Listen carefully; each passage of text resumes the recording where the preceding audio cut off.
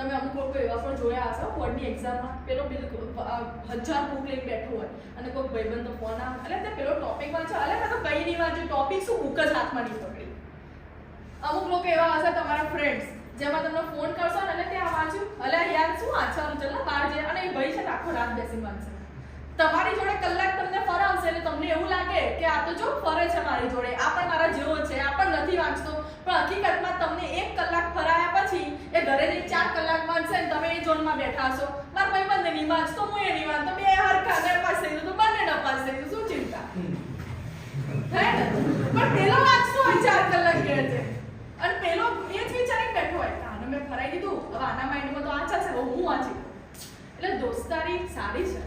સારો દોસ્ત પણ સારો છે પણ દોસ્ત ઉપર ક્યારે 100% વિશ્વાસ કરવો નહીં કારણ કે એવું જ કરશે કારણ કે એને જિંદગીમાં આગળ વધવું ને અમુક દોસ્તો એવા હોય કે એમને ખબર હોય કે આ મોસ્ટ ટાઈમથી ક્વેશ્ચન છે અને તમે વાંચતા હોય તો શું કે ખબર છે આ ના વાંચે નહીં આવે આ આવશે સીધા જોઈ લેજે આ એક્ઝામમાં નહીં આવે અને એ સૌથી મોસ્ટ ટાઈમથી ક્વેશ્ચન એ ઘરેથી વાંચી આવે છે અને એક્ઝામમાં આવ્યો હશે તમે નહીં વાંચો કેમ પેલા ના પાડો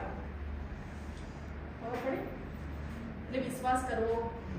વિશ્વાસ ખાલી ને ખાલી તમારા ગુરુ ઉપર અને તમારા પેરેન્ટ્સ ઉપર જ કરવો જીવનમાં યાદ રાખો બસ થેન્ક યુ સો મચ